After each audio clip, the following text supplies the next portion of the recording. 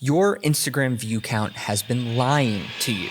But we'll get to that in a minute because that is just one of quite a few different updates that have either been coming out or are coming out soon to Instagram. And we're going to talk about all of them right now, starting with collaborative carousel posts. So as we know, Instagram already lets creators, businesses, brands, and really whoever collaborate on shared feed posts and on Reels. But Instagram is currently experimenting with a new feature that takes this up a notch and allows your friends or fans of your business to contribute to your carousel posts. So now Instagram will offer you the option to enable followers to submit their own photos and videos for inclusion in your carousel. And before you get concerned that people are going to be submitting something inappropriate or something you don't agree with to your page, just know that the submissions won't automatically appear in your posts. See, what'll happen is they'll submit it and then you'll have the ability to review and approve any photos or videos before they become a part of the carousel. Mr. Adam Mosseri, the CEO of Instagram, shared a screenshot of the feature that highlighted the fact that collaborative carousels will have an add to post button in the bottom left corner, which is where fans or friends can submit something for your approval.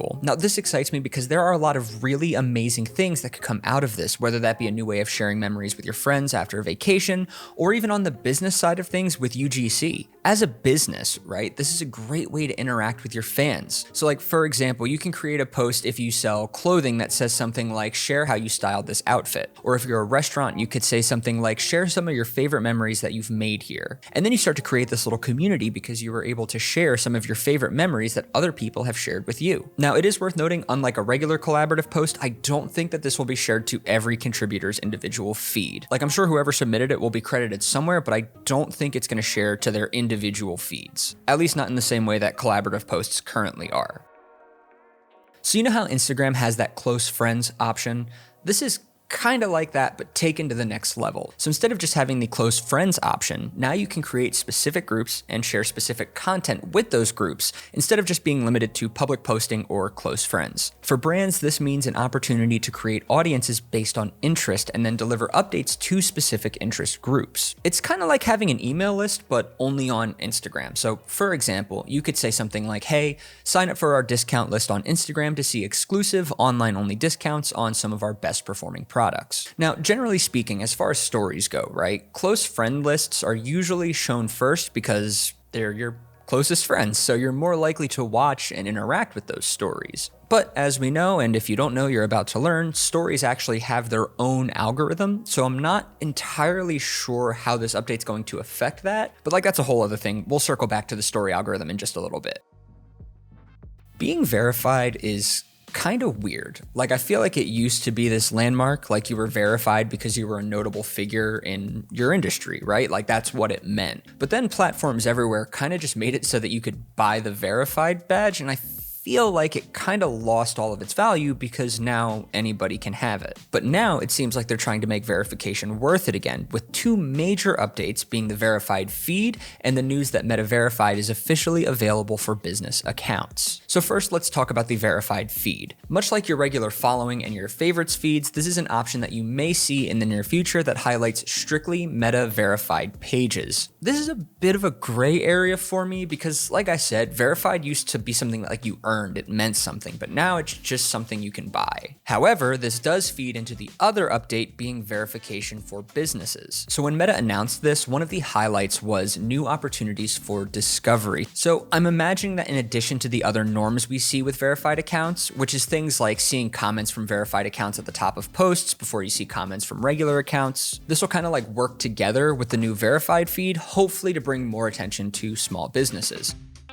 Okay, so quick fire round, just a couple little things that I want to talk about before we get into what is, in my opinion, the biggest and most important update. First of all, we got polls in the comments, just like you see in stories, but now in the comment section. So this is a great way to create a sense of community by interacting with followers, and honestly, it takes very little time and effort. So for example, let's circle back to the clothing company. If you just released a new collection, you can post a reel promoting the collection, and then in the comment section, create a poll asking what everybody's favorite piece is. Custom stickers in stories. If you're an iPhone user, this will probably feel relatively familiar to you because now you can make your own stickers for stories within the app. So like for me, for example, one of the things I specialize in is product photography. So if I wanted to add stickers of those products to a story, I could easily tap, hold, and then paste the cutout from the original image into the story. It's actually pretty crazy how good it is because when I first started doing this in Photoshop, that would have taken hours. And now it's just holding your thumb down on a phone. But that is neither here nor there. The last feature I want to talk about, and this is probably my favorite in these,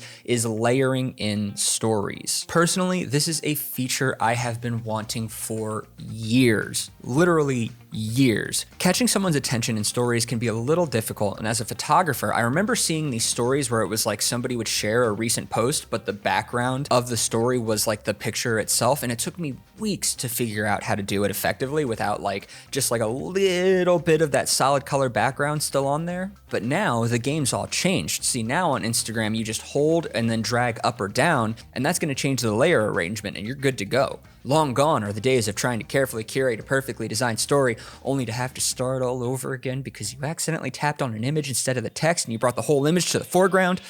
I may still have some unresolved anger with trying to do that. Anyway, so now for the biggest update, Instagram is changing how they measure views on Reels. Like I said at the beginning, your Instagram view count has been lying to you. So if you've been feeling like it's so much easier to get views on like TikTok or YouTube Shorts, if you think you've been shadow banned, this could probably pretty well explain why. Because you see, the way Instagram used to count views was just one view per person. It didn't count replays, nor did it count views that were less than 3 seconds long. So not too long ago, they announced that they were introducing a new Reels metric altogether called replays, so you can see how many times your Reel was watched on repeat. And along with this, they also announced that they're changing the definition of plays, not to just include initial plays, but to include replays as well. I've said the word play so many times in the past 2 minutes, I don't ever want to say it again. So basically what this means is if somebody watched your reel 10 times, but they were the same person, that counted as one view. So now if they watch it 10 times, that will count as 10 views. And you'll have metrics specifically to track those replays so you know how many people are rewatching your reel. And in addition to that, they also announced a new set of creator tools and metrics to help you optimize your content and mention that you may notice an increase in your reel plays because of all this. Now, with all these updates, they also announced that a play or view will be considered any watch time on a reel over 1 millisecond. So you'll probably see a massive uptick in views and plays, but that also means that now more than ever, you have to be paying attention to your analytics. Because you see, views are kind of a vanity metric at this point. So if you get 1 million views, but the retention rate is 10%, well, then those million views really aren't high quality views. By the way, by high quality views, I just mean views that are coming from people that genuinely want to see the content that you're posting. But so instead of chasing views, I would chase retention. Honestly, I'd rather see 500,000 or even 250,000 views, but with a 60 to 70% retention rate, because that means people actually watched the video, they resonated with it, and it was enough to keep them watching. Now, obviously the ideal retention rate is 100%, but I'd say your first benchmark should be in the 60 to 70% range, and then you can work your way up from there. Now, I have no doubt that this will cause a bit of confusion in the Reels algorithm at first, so in the meantime, like I said, use the analytics that they give you so you can objectively measure whether or not your content is performing well. Speaking of algorithms, remember that thing I said earlier about the Stories algorithm? Well, in case you didn't know, Stories, Feed, Reels, Explore, and honestly even Search all have their own algorithms that they use to decide what content to show you and what content to push out. So if you want to absolutely crush your Instagram game by learning about how you can truly get the most exposure, be sure to watch this video right here because I break it all down there with actionable steps that you can start taking today.